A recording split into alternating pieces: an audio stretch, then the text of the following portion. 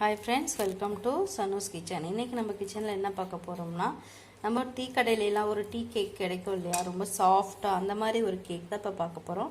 அதுக்கு தேவையான இன்கிரிடியன்ட்ஸ் என்னன்னு பார்த்தலாம். ஃபர்ஸ்ட் இந்த கப்ல இது ஒரு 240 கப் இதுல வந்து 240 இருக்கு. இந்த இதுல நான் ஒரு கப் வந்து மைதா போட்டுக்கிறேன். நீங்க எந்த கப்ல மெஷர் பண்றீங்களோ அந்த கப்லயே வந்து எல்லாமே எடுத்துக்கங்க. ஒரே கப்பை மட்டும் யூஸ் பண்ணுங்க, அப்பதான் மெஷர்மெண்ட் கரெக்டா வரும். இப்போ ஒரு கப் மைதா போட்டிருக்கேன்.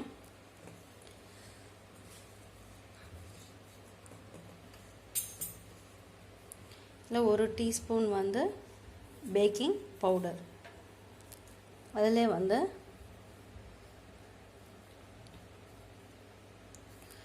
½ டீஸ்பூன் வந்து பேக்கிங் சோடா போட்டுட்டு இதை நல்லா மிக்ஸ் பண்ணி விட்டுருங்க. மிக்ஸ் பண்ணிவிட்டு இப்போ வந்து இது நல்லா சலிச்சுக்குங்க. அப்போ தான் வந்து ஈவனாக நம்மளுக்கு மிக்ஸ் ஆகும்.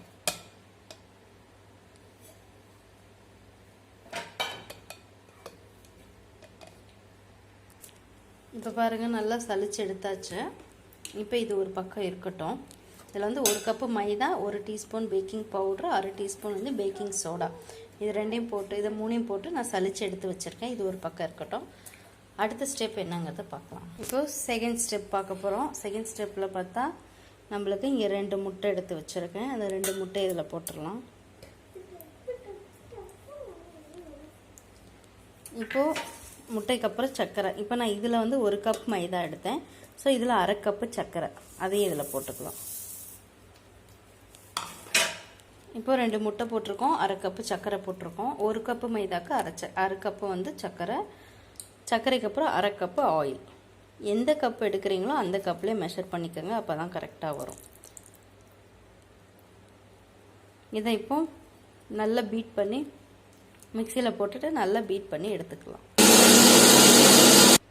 இப்போ பாருங்கள், இந்த மாதிரி நல்லா பீட் பண்ணி எடுத்துருக்கோம்.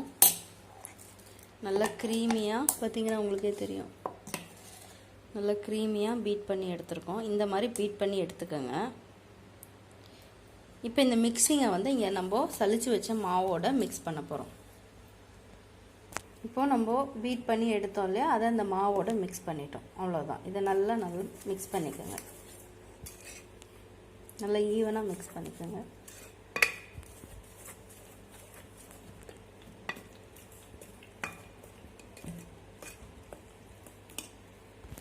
இப்போ பாருங்கள், நல்லா மிக்ஸ் பண்ணியாச்சு. இப்போ வந்து கொஞ்சம் கெட்டியாக இருக்குது. இந்த ஸ்டேஜில் வந்து நான் இங்கே காய்ச்சி ஆற வச்ச பால், எந்த கப்பு ஃபஸ்ட்டில் நான் எடுத்தனோ அதே கப்பு தான் யூஸ் பண்ணிகிட்ருக்கேன். அதில் வந்து நான் இப்போ எனக்கு வேணுங்கிற அளவுக்கு நான் எடுத்திருக்கேன். இது கொஞ்சம் கொஞ்சமாக சேர்த்தி, ரொம்பவும் தண்ணியாக இல்லாமல் கொஞ்சம் கொஞ்சமாக சேர்த்திக்கோங்க. பால் வந்து மெஷர்மெண்ட் இல்லை. ஏன்னா நம்மளுக்கு வந்து ஒரு சில பேர்த்துக்கு வந்து முட்டை ஜாஸ்தி போடுவீங்க, அந்த மாதிரி இருக்கிறப்போ வந்து அது கொஞ்சம் தண்ணி விடும், சர்க்கரை கொஞ்சம் தண்ணி விடும். அதனால் பார்த்து தான் சேர்க்குறோம். இவ்வளோதான் அப்படின்ட்டு நம்ம ஊற்றுனோம்னா கொஞ்சம் தண்ணி ஆகிடும். அதனால் பார்த்துட்டு நல்லா இப்படி எடுத்து இப்படி ஊற்றும் போது நல்லா வரணும். அந்த மாதிரி ஸ்டேஜில் நம்ம அந்த அளவுக்கு பால் ஊற்றி மிக்ஸ் பண்ணிக்கலாம். நான் ஊற்றிருக்கேன். இன்னமும் எனக்கு கொஞ்சம் பால் உள்ளே ஆட் பண்ணணும். இன்னும் கொஞ்சம் நான் பால் ஆட் பண்ணிக்கிறேன். கொஞ்சம் கொஞ்சமாக பால் ஆட் பண்ணுங்கள், ரொம்ப வேண்டாம்.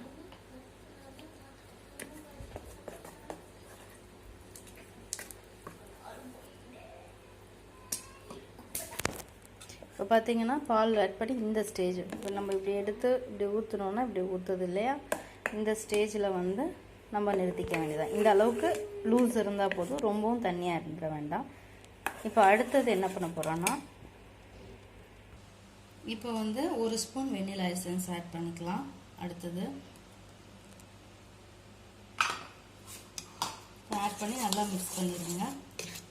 எதுக்கு இந்த வெனிலா எசன்ஸ்னால், அந்த முட்டையோட ஸ்மெல் தெரியாமல் இருக்க நம்ம வந்து வெனிலா ஃப்ளேவரில் வந்து கேக் பண்ண போகிறோம். அதுக்காக வெனிலா எசன்ஸு. நீங்கள் உங்களுக்கு வெனிலா எசன்ஸ் அவைலபிளாக இருந்தால் பண்ணுங்கள், அப்படி இல்லைன்னா ஏலக்காய் பவுடர் யூஸ் பண்ணிக்கோங்க, அதுவும் நல்லா தான் இருக்கும். நல்லா மிக்ஸ் பண்ணிடுங்க. இப்போ பார்த்தீங்கன்னா வெனிலா எசன்ஸ் போட்டு நல்லா மிக்ஸ் பண்ணிட்டோம். மிக்ஸ் பண்ணி வச்சுருக்கோம். இப்போ அடுத்தது வந்து இந்த மாதிரி நம்ம அவன் இருக்கவங்க அவனில் செய்யலாம். இப்போ அவன் இல்லாதவங்களுக்கு நான் சொல்கிறேன், வீட்டில் இந்த மாதிரி ஒரு சட்டி வச்சுருங்க. இந்த மாதிரி ஒரு பேனோ இல்லை நம்ம இட்லி பாத்திரமோ ஏதோ ஒன்று வச்சுட்டு அதை ஃபஸ்ட்டு நல்லா ப்ரீ ஹீட் பண்ணிவிடுங்க. இப்போ பார்த்தீங்கன்னா நல்லா ஹீட் ஆகிடுச்சு. இப்போது இந்த மாதிரி நல்லா கொஞ்சம் முன்னாடியே வந்து கொஞ்சம் வச்சுட்டு அடுப்பை சிம்மில் வச்சுருங்க. வச்சு அது பாட்டு ஹீட் ஆகிட்டு இருக்கட்டும். இப்போ வந்து அங்கே அடுப்பில் ப்ரீ ஹீட் ஆகிட்டு இப்போ இந்த மாதிரி ஒரு சில்வர் பாத்திரம் எடுத்துக்கோங்க. உங்களுக்கு எந்த சைஸுக்கு வேணும்னோ, இது வந்து இந்த மாதிரி கேக் செய்யறதுனால நம்மளுக்கு வந்து இந்த மாதிரி அகலமான பாத்திரம் இருந்தால் கொஞ்சம் நல்லாயிருக்கும். அதனால் நான் இதை எடுத்துருக்கேன். இது ஃபுல்லாக ஆயில் அப்ளை பண்ணிடுங்க. ஃபுல்லாக ஈவனாக அப்ளை பண்ணிடுங்க. இப்போ இதை ஃபுல்லாக ஈவனாக அப்ளை பண்ணிட்டோம். இப்போ வந்து இதில் அப்படியே கொஞ்சம் மைதா மாவு அப்படி போட்டு அதையும் நல்லா ஈவனாக அப்ளை பண்ணி விட்ருங்க. இப்போ பார்த்தீங்கன்னா மைதா மாவையே நல்லா ஈவனாக ஸ்ப்ரெட் பண்ணி விட்ருக்கேன் நான். இப்போ இங்கே நம்ம கேக் மிக்ஸ் பண்ணி மிக்சிங் இருக்குது இல்லையா, அதை எடுத்து இதில் நம்ம ஊற்றிட போகிறோம். அப்படியே எடுத்து இதில் ஊற்றிடுங்க.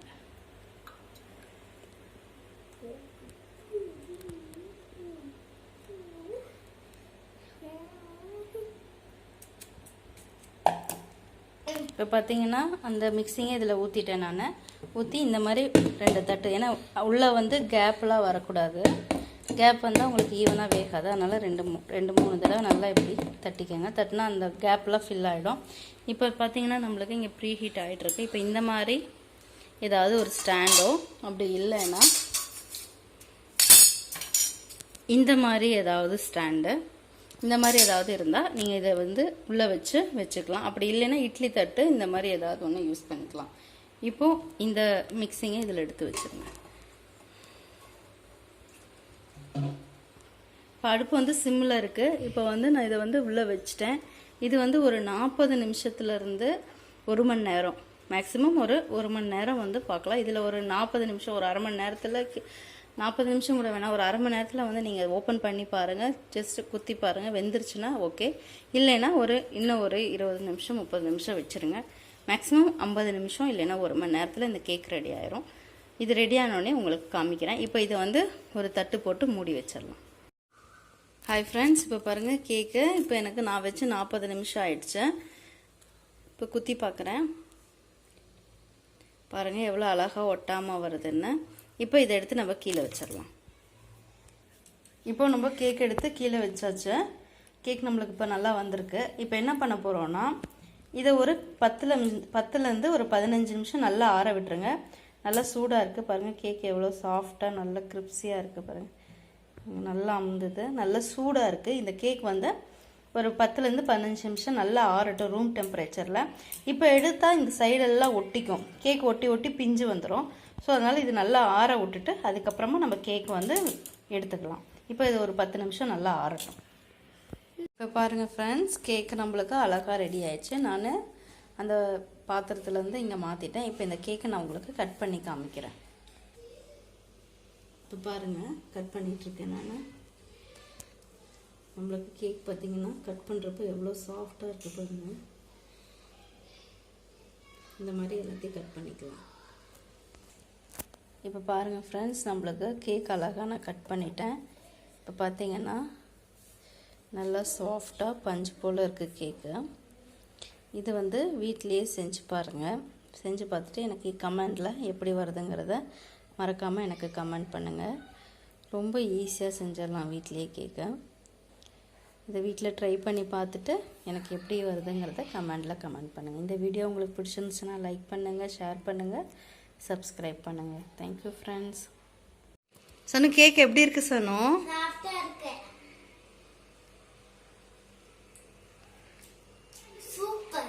நல்லா இருக்கா? ஓகே.